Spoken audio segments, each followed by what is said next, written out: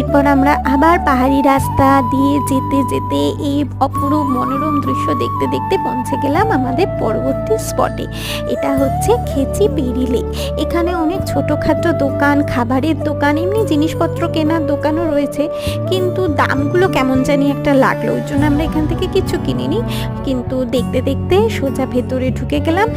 ঢুকে একটা ছোটোখাটো মনিস্ট্রি দেখতে পেলাম, আর সামনে বসেছিল এই যে কিছু কচি কাচার দল।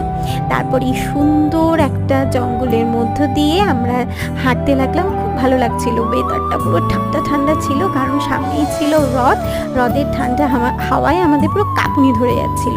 এরপর এইরকম একটা ছোট মনিস্ট্রি, আর সামনে বিশাল বড় হ্রদ।